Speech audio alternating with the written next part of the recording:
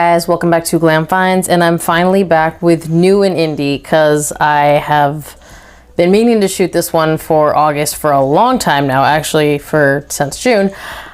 But I think it is 6 new fragrances that are either recently released or going to be released really soon. And actually some have sold out, but I'm going to talk to you a little bit about each one. One of them I've already done a full review on, so let's go ahead and start with that one. It's from the House of Genre, and it's Genre's Rouge et Blanc.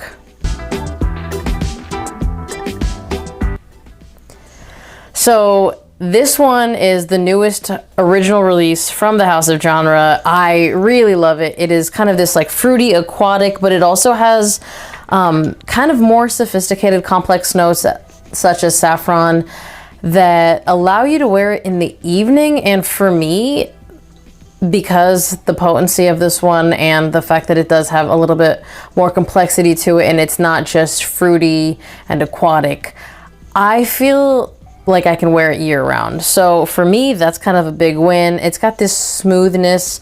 I mentioned in the video, it's got this smoothness. It's almost like the consistency of suede, the smoothness you're gonna get out of it. And it's really sexy. So for me, it was a really big win. Again, I love summer fragrances. I live in California, so it's hot a lot of the year here.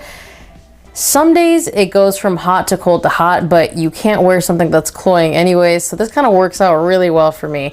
And I really like the presentation, and I like that they come in their own little travel bags. But if you haven't checked this one out, they're really affordable. I will link it down below, or you can at least pick up a sample. This is one I would definitely recommend trying at the very least. Next. This next one I think a lot of you have already heard about. It is I think as of right now, newest from the House of City Rhythm. It is City Rhythm Redline 2654. Now this is a sample. The Redline 2654 goes from Miami to San Diego, and this fragrance actually combines City Rhythm Miami and City Rhythm San Diego.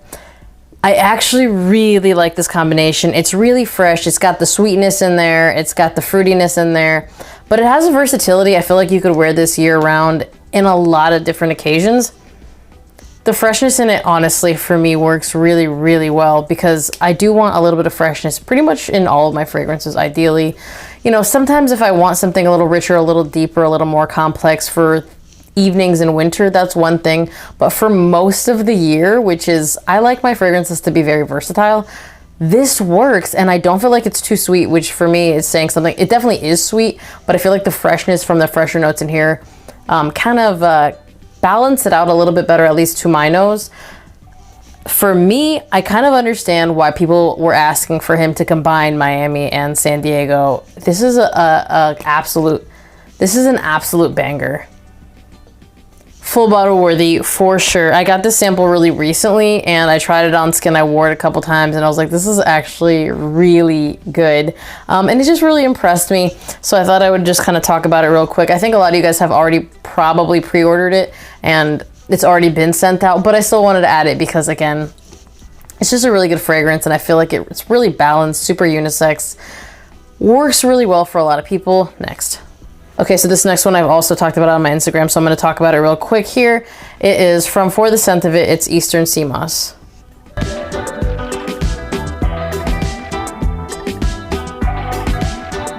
So I actually asked Michael if he would consider making an aquatic a few months ago, and turns out he already had one, which is this. I asked him, hey, do you think it would be cool if I bought 10 mils? I kind of wanted to try an indie aquatic, see what it smelled like, and I've had success with his other stuff. My favorite is Wasteland Warrior. Obviously, you've probably seen it on this channel several times, but he sent me this. He let me custom order this, and when I smelled it, I was like, you have to release this. People need this. I understand that, you know, a lot of frag heads aren't super into aquatics, but how cool would it be to have an indie aquatic? That's not really something that there's too much of. And when I smelled it, I thought it was incredible. I feel like the apple in here gives it this nice subtle sweetness. It just kind of transports you. I mean, it's called Eastern Cmos for a reason. it is very transportive for me. It kind of like takes me to the coast. I feel like when I really love a fragrance, I can see myself on the coast of Greece, and this totally takes me there. It feels very upscale, very luxury, very coastal. It smells absolutely amazing, and it is an absolute banger when it comes to compliments. I know not all of you care about that, but this one has done really well for me, and the potency is really nice because in aquatics, you don't typically get a potent aquatic. It's not super normal for that to be the case, but this one has worked really long hours for me and projected really well, so I honestly really enjoy it. This is one that once I finish it, I'll be buying another bigger bottle next summer because it's just one of my easy reaches for the summer when I just want to dress to impress, maybe wear some buttons, go out, enjoy the high heat. Next. So I don't remember if this one has been released or is about to be released, but either way, I think you can at least pre-order it. From Pink Mahogany, it's Pink Mahogany Sexuality.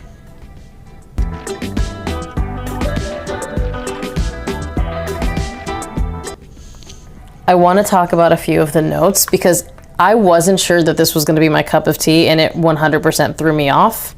So the notes in here: strawberry, coconut, champagne fig, white floral accord, rose tobacco, Caledonian sandalwood, vanilla, warm woods, and salted chocolate. So there is a handful of really sweet notes in here. This is blended to perfection. It's got, the strawberry is apparent, the champagne is apparent. I feel like the chocolate is there, but it's not ultra sweet, but it's got this kind of sexiness to it, that chocolate note in here that works a lot better than I even imagined it would. The sandalwood is present because there's a smooth creaminess to it.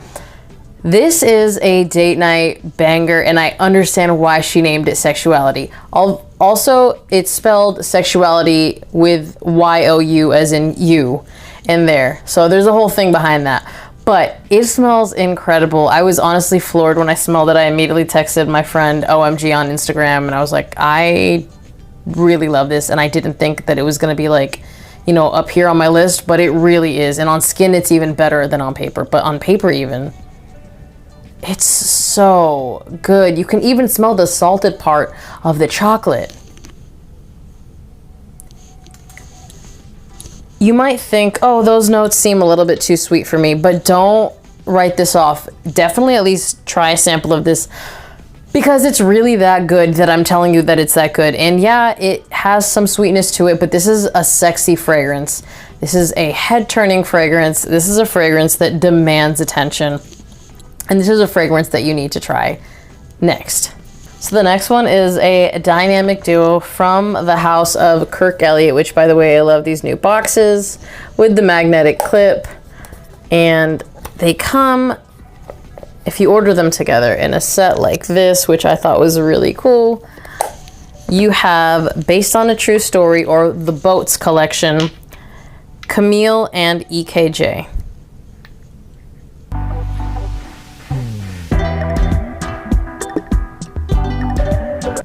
So let's talk about Camille first, because initially when I smelled it, I kind of just smelled the opening and I didn't kind of let the dry down happen. But after that, I sprayed it on skin and it changed. Let me tell you the notes in it, and then I'm going to tell you what you're going to smell. So the notes of this one are Moroccan rose, Ethiopian frankincense, Tunisian frankincense, chichampa, African musk, China musk, Egyptian musk, and cannabis. So I don't necessarily get the cannabis, and if I do, it's more of an opener than anything. But it doesn't smell the way you think. It's just like this touch of greenness, maybe a very light touch of greenness in the opening.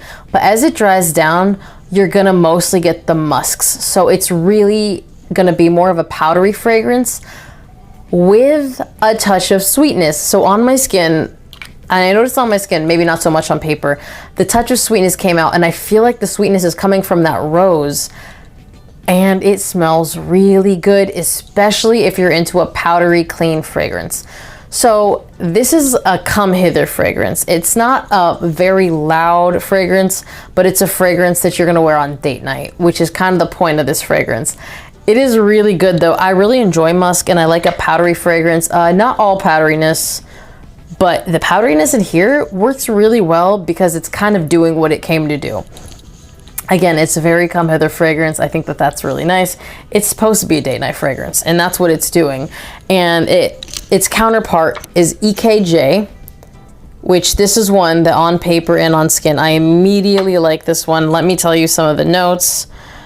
You're going to get fig, yuzu, grapefruit, green mandarin, nova mandarin, cinnamon, cardamom, clove, tonka bean, leather, mahuhu, I'm not sure what that is, and musk. So I'm gonna really tell you what this is gonna boil down to, and I like it. So maybe some of the things like fig and yuzu, you're gonna get that stuff mostly in the beginning. Fig will carry through.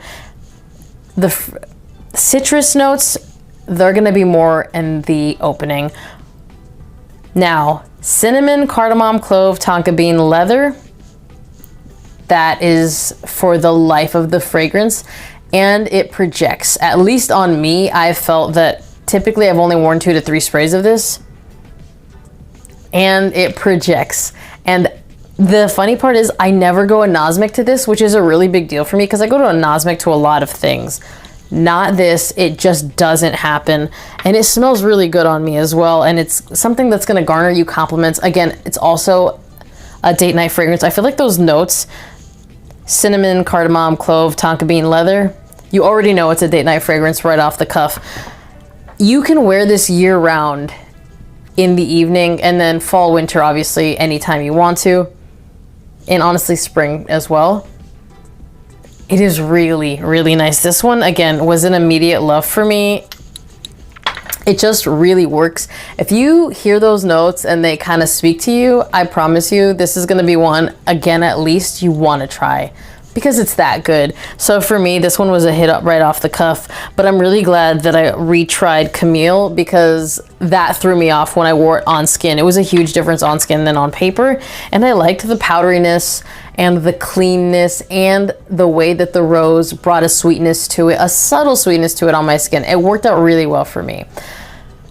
This video, as usual, is running long, so I'm gonna go ahead and cut myself off right there. If you've tried any of these, let me know down below. If you wanna try them, let me know which one you wanna try down below. There's a lot of really good options here, and I feel like these each have their own kind of crowd. As always, thank you guys for watching. Remember to like this video if you liked it, be subscribed to my channel, hit that notification bell to get notified when I drop a new video, and I will see you guys on the next one. Bye!